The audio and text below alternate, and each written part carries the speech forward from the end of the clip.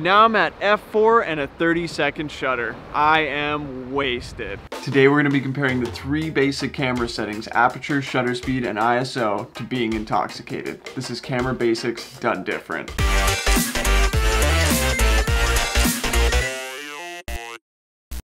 What's going on, guys? My name's Psutka, and I do just want to start this off by saying that I myself am an alcoholic, or I'm a sober alcoholic, or whatever you want to call it. And I'm in no way making light of real issues that people struggle with on a daily basis, like addiction. I've spent a lot of my adult life intoxicated in many forms, and I just thought that it might be a unique and possibly relatable way to explain these basic camera settings.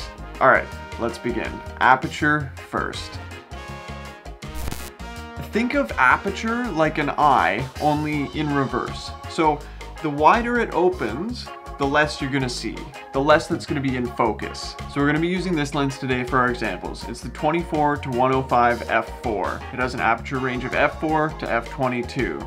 Some lenses have wider apertures like f2.8 or f1.4, but this is what I got to work with. So if I go over to my friend's house and I'm sober when I get there, my aperture is f22.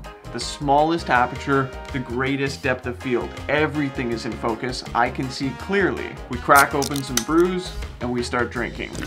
As we crush more and more beers, my vision is going to get worse and worse, and my depth of field is going to get shallower and shallower, meaning that only the thing that I'm focused on or that I'm looking at will be in focus. Everything along the sides or in the foreground or the background will be blurry and out of focus. So if f22 means we're sober and f4 means we're drunk, f16, we're feeling good, we got a little buzz on. F9, we're feeling really good, but things are still sharp. We're much more focused on the person we're talking to or the subject, and not so much what's around us. F5.6, we're shit-faced. We can only focus on the person that we're talking to, and that can be a struggle at times. And F4, we're wasted.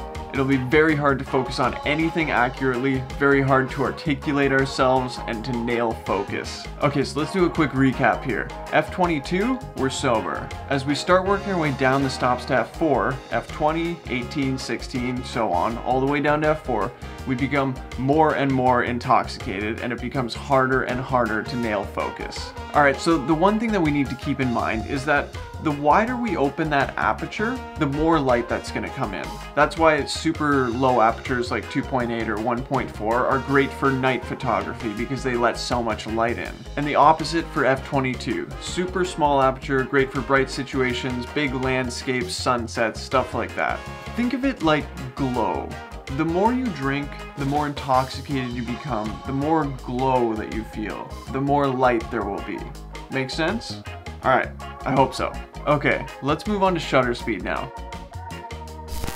Shutter speed is going to be very similar to aperture, but we're going to be focused on movement. My camera, the one I'm using right now, is the Canon EOS R, and it has a max shutter speed of 1/8000, or 1/8000th of a second. Meaning that that shutter is going to open and close at 1/8000th of a second, capturing your photo super fast, and a minimum shutter speed of 30 seconds, meaning that shutter is going to open, stay open for 30 seconds, and then capture everything that happens within that 30 seconds, and that's going to be your photo. Okay, so just like aperture, we have our sober side, which is going to be our highest, our max shutter speed, 1/8000, and our drunk side, which is going to be our lowest, 30 seconds. So again, I head over to Buddy's place for some cold ones, and I show up at 1/8000th of a second, super sharp and sober. As we begin crushing those brewskis, the shutter begins to drop down to 1/1000th of a second. Everything is still very sharp, but if something's moving really fast, I might not capture it properly. There's going to be some motion blur. 1/100th of a second,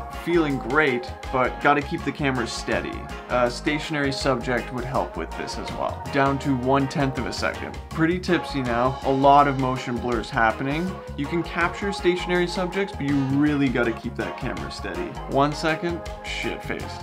You best get a tripod for this. That shutter is going to be open for a whole second, and I know a second doesn't seem like that much time, but even the slightest movement will affect your image. 30 seconds, wasted. Tripod or don't even bother. This is great for capturing sunsets, water, traffic at night. that shutter is going to stay open for that whole 30 seconds, capturing all the movement, and it's going to put it all together into one image. Now this is the same as aperture. The further we go down towards that 30-second shutter, the more glow there is, the more light that gets let in. If you have a 1/8000th shutter, that's opening and closing so fast that it's not really letting any light in. So in some cases you'll have a very dark image if you don't shoot properly, or you could have a completely black image. And it's going to be the opposite for 30 seconds. That shutter is staying open for 30 whole seconds, letting all that light come in. So your best bet when shooting long exposure photography like that is to shoot at sunset or at blue hour or something when it's a lot darker than it normally would be, or you're going to have to get ND filters. And the best way of describing ND filters is like sunglasses for your camera, for your camera lens. Okay, last we have ISO. Think of ISO like energy drinks or something a little harder than alcohol, if you catch my drift. So if you're sober, f/22, it's going to be pretty dark for the most part. You might just need a little boost to get you going. Crush an energy drink or something else. Your base ISO is 100, goes up to 40,000. At least it does on my camera. This is going to add light to your image. Think of ISO like fake energy, fake light. It's going to bump up your exposure so that your image is brighter.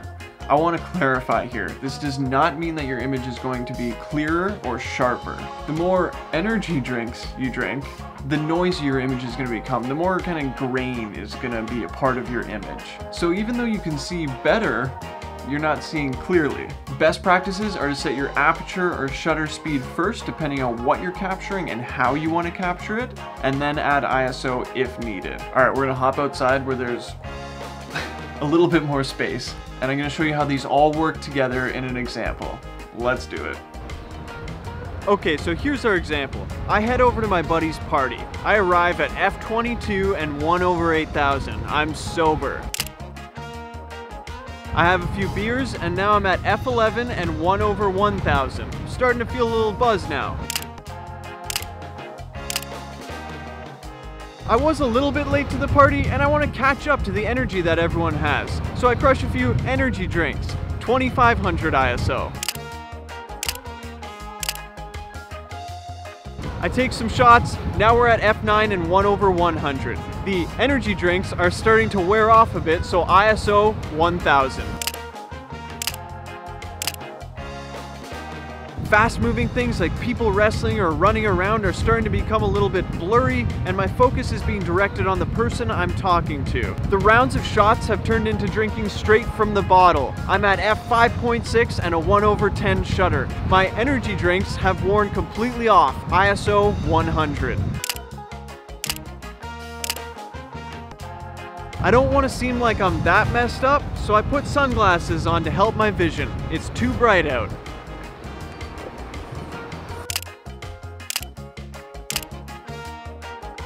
I'm leaning up against the back porch now. Things are getting way too blurry if I'm moving around. Someone whips out a bottle of tequila and starts passing it around. Now I'm at f4 and a 30-second shutter. I am wasted. Now f4 and a 30-second shutter is just gonna come out white. It's too bright out here, even with my 2 to 5 stop ND filter cranked to 5. So what I'm gonna do is I'm gonna go to f/22 just so you can actually see what I mean by that 30-second shutter and that movement. And what I'm gonna do is I'm just gonna stand here very still, and you'll see it in the water and everything else, and you'll probably just see the slight movements of my body moving.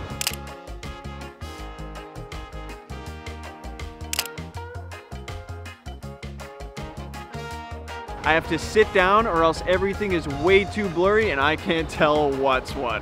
Time to go to bed. How was that? It was a pretty fun example, right?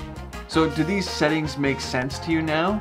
Obviously, you'll have to play around with them yourself to figure out how the increments really affect the image. I thought that this would be a unique and possibly relatable way to understand the 3 basic camera settings. I think the majority of us adults have been drunk at least once in our lives. I'd just like to reiterate that I take this stuff very seriously, even though I'm using it in a bit of a comical fashion, relating camera settings to being intoxicated. that there is nothing cool and nothing safe about abusing substances. I have lots of other videos where I go way more in depth into these kind of topics. So go check out some of my other videos, keep it light, keep it fun, even when I'm discussing really serious issues. But if you enjoyed this video, go down there, hit the like button, be something positive you did today. I would greatly appreciate it. Subscribe, do the thing with the bells so you know the second I put out another video. And I will see you all next time.